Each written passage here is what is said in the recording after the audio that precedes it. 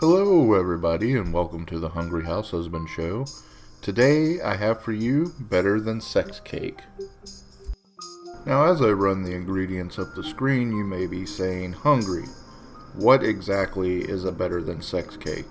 Well, it is a chocolate poke cake with a caramel sauce and a whipped cream topping with either chocolate chips or Heath bar on top. And if you will notice, the ingredients I have separated up into the different steps and procedures that we go into with this. One for caramel sauce, one for the cake itself, one for the whipped cream, and then the topping just kind of sits there all on its lonesome. So with no further ado, let's put this bad boy together. So today we're going to start making the caramel. Now you do want a larger pot with this. It is going to bubble and you do not want it to overflow because hot sugar is a lot like molten lava. It will eat your face, okay? So we're going to combine the water, the sugar, and the light corn syrup, and we're going to just stir that together and bring it to a simmer over medium-high heat. Now once you get the sugar bubbling like this at a simmer, you want to crank the heat back down to low and let her sit for about 10 minutes or so until it starts to turn an amber color. And at this point you do not want to be stirring it at all, just let it sit. Once your sugar takes this color here, a nice dark amber, you want to remove it from the heat immediately, and we're going to put in our warm cream. And if you'll watch, you'll see why we wanted a deep pot.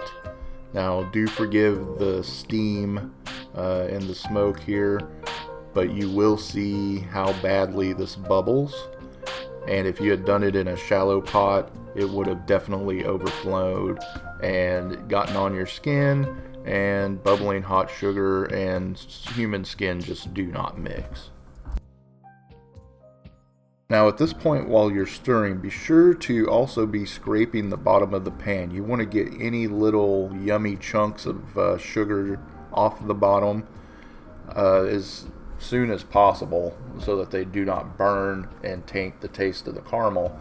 And at this point we also want to add in our butter. 2 tablespoons. I just cut it up into little chunks, and this is going to smooth it out quite a bit. And then we're also going to add our vanilla.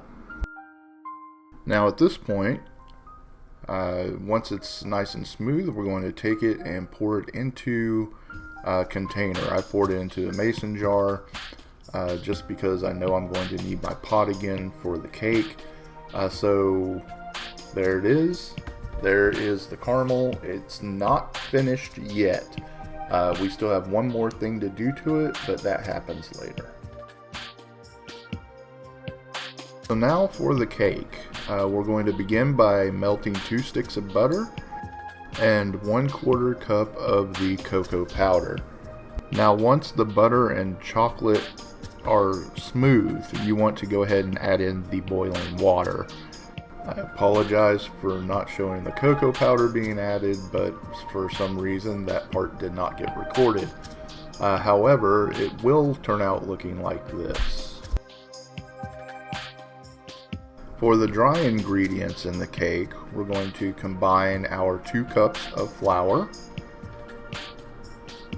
along with 2 cups of sugar and our salt, and just whisk this all together. Make sure it gets nice and combined. Make sure there's no little chunks of sugar in the bottom, and then we're going to pour in the cocoa butter slurry. And just stir that around. Make sure you get all the sugar, all the flour. They may be hiding in the little recesses of the bowl. Just stir until you get cake batter. Now in a separate bowl, we want to combine 2 eggs, our buttermilk, our vanilla, and our baking soda all together, and kind of scramble it like you're going to make a really funky omelet. And then we're going to add it to the cake batter. just fold, fold, fold. That's the key word here.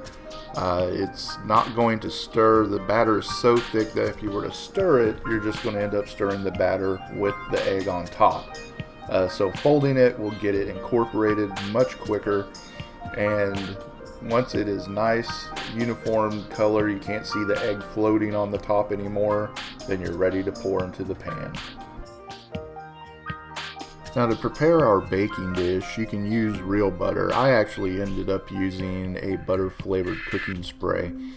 And then you just put about 2 tablespoons or so of cocoa powder just straight into the pan and shake it around like you would do with flour or anything else.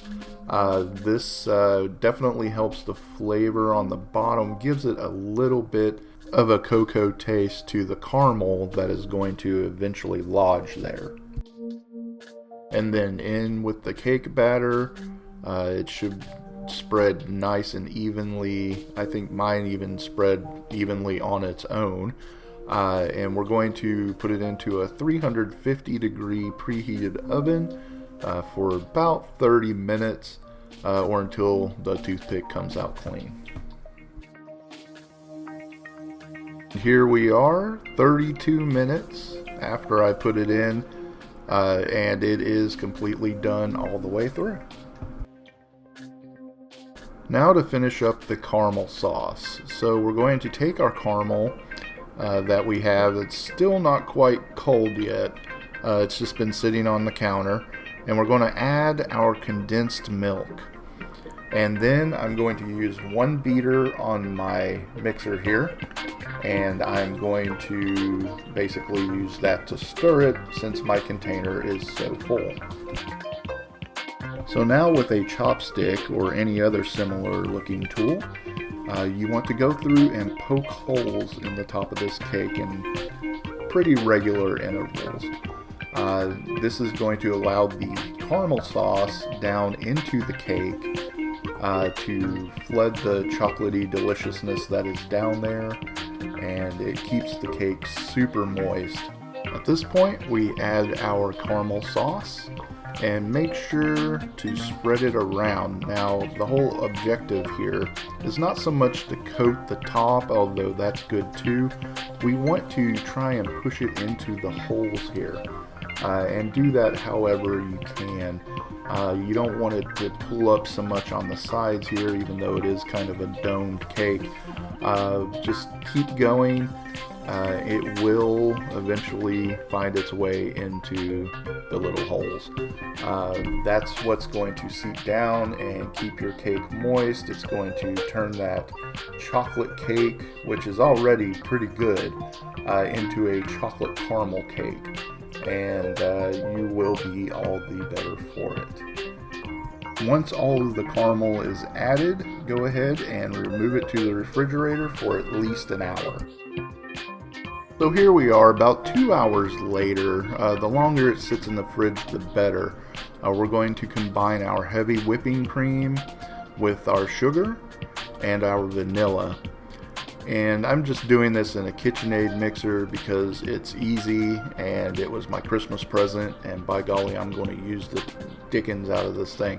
So leave it in there. If you're doing it by hand, you're probably got a good 10-15 minutes ahead of you, but in the mixer here, about 5 minutes on a medium speed, and you should get stiff peaks that look a little bit like this. Once you're at this consistency, go ahead, take it out of the bowl, and it's on to spread on the cake. So here is the cake itself after 2 hours or so.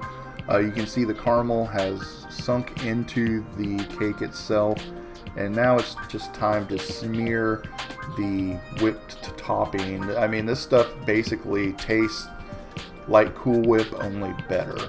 It's about the same consistency, if not a little bit creamier. It is my now go-to favorite whipped cream for any kind of Cool Whip needs. Once the cake is fully frosted, go ahead and sprinkle on your topping. I'm using mini chocolate chips. I used about a cup of them give or take. I didn't have any Heath bar, which is traditional, I believe, for this type of cake.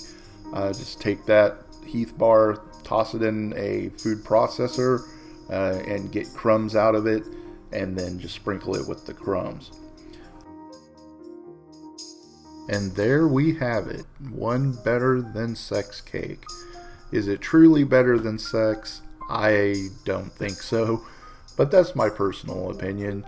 However, it is truly better than just a plain old chocolate cake. I want this for my next birthday. It is really something special. The caramel that is gone down to the bottom of the cake and mixed in, along with the texture of the cake itself, is actually fairly light and really smooth and moist. Definitely give this one a try. I hope you enjoyed watching this as much as I enjoy making them for you. And be sure to check out all my other videos, like, comment, subscribe. I love to hear from people. And as always, may your life and your food always have flavor. Bye-bye.